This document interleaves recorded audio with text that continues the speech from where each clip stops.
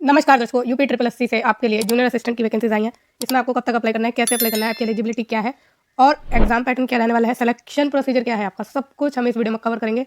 हर एक इंपॉर्टेंट जो पॉइंट है आपका इस वीडियो में कवर किया जाएगा, तो वीडियो को एंड तक जरूर देखिएगा। चलिए शुरू करते हैं। सबसे पहले हम जानते हैं कि इसमें आप कब तक अप्लाई कर सकते हैं। तो आपका जो एप्लीकेशन प्रोसेस है 23/12 यानी 23 दिसंबर से शुरू हो चुका है और 22 जनवरी तक ये चालू रहेगा। बाकी जब फॉर्म में जो थोड़े आपको संशोधन मतलब थोड़ा अमेंडमेंट कह सकते हैं वो करना पड़ेगा, तो वो 29/1 तक कर सकते हैं आप। ठीक है, अगर कोई गलती हो जाती है तो उसे सुधारना है आपको, तो वो 29 जनवरी तक आप जो है कर सकते हैं।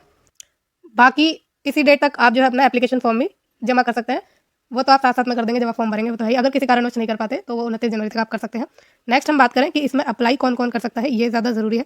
तो ध्यान रखिएगा, जिन्होंने भी पैट दिया है यानी आपका प्रिलिमिनरी एलिजिबिलिटी टेस्ट ऑफ 2023 का, ठीक है, तो उसमें जो स्कोर के हिसाब से आपको शॉर्टलिस्ट किया जाएगा इसके मेंस के एग्जाम के लिए। ठीक है, आपको पता ही है यूपी में पैट होने लगा है, जो कि आपको सेकंड स्टेज के लिए क्वालिफाई करवाता है। ठीक है, उनके उसके परसेंटाइल के स्कोर पर आपको जो है आगे फर्दर प्रमोट किया जाता है, मतलब आगे एग्जाम के लिए सेलेक्ट किया जाता है। आगे फिर फर्दर आपकी जो है प्रोसेस चलते हैं।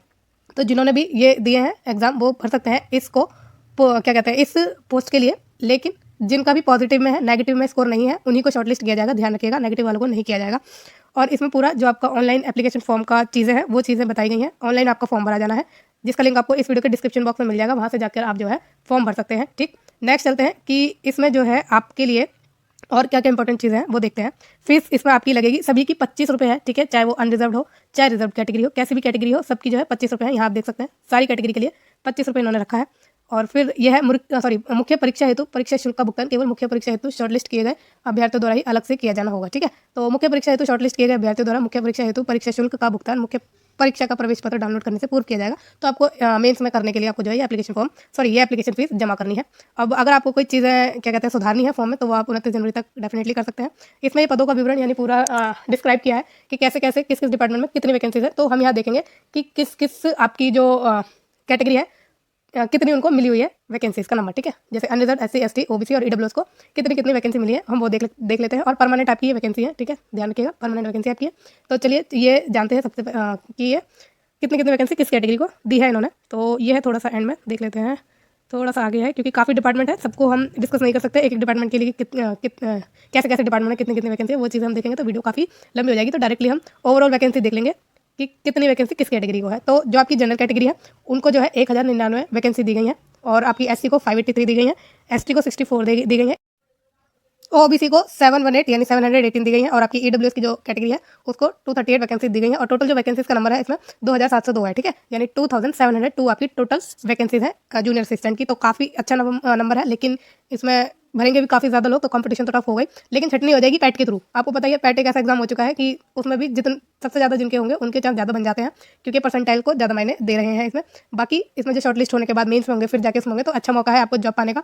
और इसमें अदर स्टेट के भी फॉर्म भर सकते हैं, लेकिन उन्हें जो है कैटेगरी का रिजर्वेशन का कोई भी फायदा नहीं मिलने वाला है। वो एज ए जनरल कैंडिडेट ही अपना फॉर्म भर सकते हैं इसमें। तो ध्यान रखिएगा, भरिएगा जरूर अगर दूसरे भरना चाहते हैं, इंटरेस्टेड है दूसरे स्टेट के कैंडिडेट, लेकिन उन्हें कोई रिजर्वेशन या उनकी जो कैटेगरी है उसका कोई भी बेनिफिट यूपी ट्रिपल एससी में उन्हें नहीं मिलने वाला है, यूपी की वैकेंसीज को नहीं मिलने वाला है।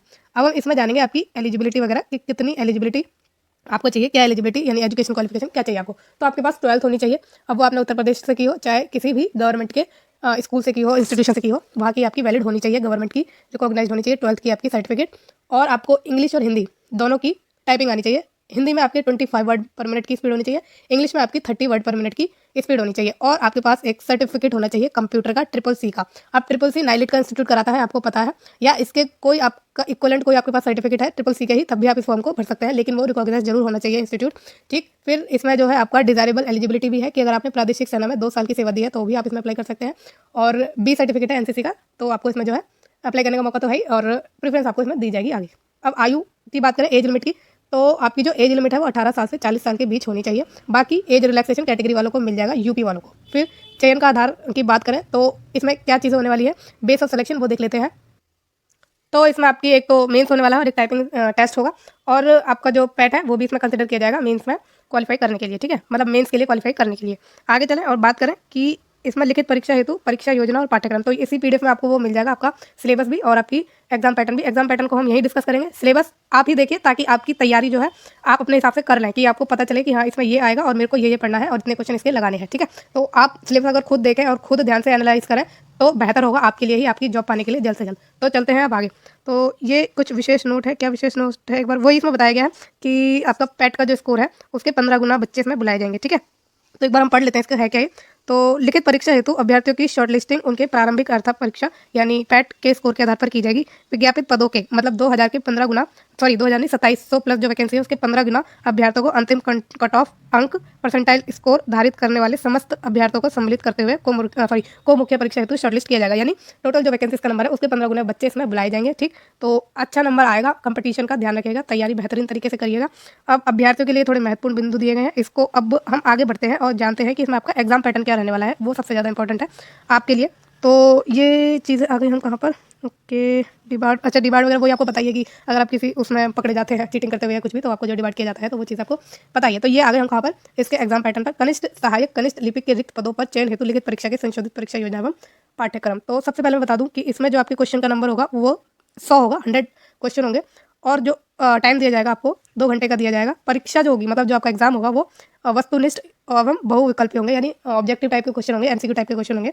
प्रत्येक क्वेश्चन 1 अंक का होगा, यानी 100 नंबर का ही आपका पेपर है। नेगेटिव मार्किंग इसमें होगी 1/4 की, यानी 25% की, ठीक है। तो ये तो आपकी चीज़ हो गई एग्जाम से रिलेटेड। अब एग्जाम पैटर्न की बात करें तो क्या आने वाला है आपके एग्जाम में, कंपोनेंट देख लेते हैं। पार्ट 1 आएगा हिंदी परिज्ञान और लेखन योग्यता। तो हिंदी परिज्ञान मतलब हिंदी से रिलेटेड आपका ज्ञान चेक किया जाएगा और लेखन योग्यता आपकी रिटर्न एबिलिटी जानी जाएगी। जिसके जो क्वेश्चन होंगे, ठीक है, इसके जो क्वेश्चन होंगे वो आपके 30 होंगे, 30 मार्क्स के ही, ठीक। फिर सामान्य बुद्धि परीक्षण होगा, 15 क्वेश्चन होंगे 15 मार्क्स के, और सामान्य जानकारी होगी 20 क्वेश्चन 20 मार्क की। कंप्यूटर एवं सूचना प्रौद्योगिकी की अवधारणा एवं इस क्षेत्र में समसामयिकी प्रौद्योगिकी विकास एवं नवाचार का ज्ञान आपसे लिया जाएगा। करंट अफेयर कंप्यूटर से रिलेटेड आईसीटी के करंट अफेयर के क्वेश्चन आपके आएंगे 15 क्वेश्चन और 15 मार्क्स के आएंगे, ठीक है। और रीजनिंग इसका मतलब पता ही होगा आपको, हिंदी में अगर नहीं पता चलो बता दूं मैं एक बारी। तो सामान्य बुद्धि रीजनिंग आएगी और जनरल नॉलेज आएगी और आपके कंप्यूटर से रिलेटेड क्वेश्चन आएंगे, उसके करंट अफेयर आएंगे और उत्तर प्रदेश से रिलेटेड सारे जो आपकी चीज़ है वो आएंगी, मतलब जनरल नॉलेज उत्तर प्रदेश की करंट अफेयर, उत्तर प्रदेश की जनरल नॉलेज हो गई, उत्तर प्रदेश की इकोनॉमिक हो गई, वो सारी चीज़ आपकी आएंगी। उसके 20 क्वेश्चन होंगे 20 मार्क के, इस तरह आपका टोटल नंबर 100 है, 100 मार्क्स का, ठीक है। और 120 मिनट यानी 2 घंटे आपको दिए जाएंगे टोटल एग्जाम को सॉल्व करने के लिए। बाकी मैंने नेगेटिव मार्किंग आपको बता दी।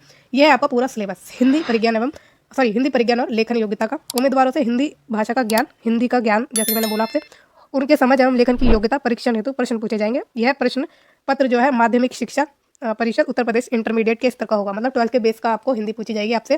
सामान्य बुद्धि परीक्षण होगा और जो इस परीक्षण में ऐसे प्रश्न होंगे जो अनुदेशों को समझने, संबंधों समानताओं संगतताओं का पता लगाने, निष्कर्ष निकालने, इसी की बौद्धिक क्रियाओं पर आधारित होंगे। मतलब आपकी जो आपकी एबिलिटी है, रीजनिंग की एबिलिटी वो कितनी है वो जाती जाएगी। कि कंक्लूजन निकालना जैसे सिलोजिज्म होता है, ये चीज़ होती है, आपको पता ही है। रीजनिंग के जो आपका सिलेबस है वो है। फिर सामान्य जानकारी आपसे पूछी जाएगी, कंप्यूटर से रिलेटेड क्वेश्चन पूछे जाएंगे और उत्तर प्रदेश से रिलेटेड होंगे। ये आपका सारा सिलेबस हो गया है। ये पीडीएफ आपको इस वीडियो के डिस्क्रिप्शन बॉक्स में मिल जाएगी, वहाँ से सिलेबस का प्रिंट आउट निकाल कर आप ध्यान से पढ़ लीजिएगा और अपना जो है तैयारी रखिएगा अच्छी खासी। तो सारी कंप्लीट डिटेल हमने जो है इस वीडियो में डिस्कस कर लिया है। अगर मुझसे कुछ छूटा है तो आप मुझसे कमेंट के द्वारा पूछ सकते हैं। बाकी आपको ये वीडियो कैसी लगी है मुझे कमेंट के द्वारा जरूर बताइएगा और इस चैनल को लाइक, शेयर और सब्सक्राइब करना ना भूलना आपकी रेगुलर जॉब्स की अपडेट के लिए और इन टाइम नोटिफिकेशन के लिए। तो थैंक यू सो मच ये वीडियो देखने के लिए। Bye bye.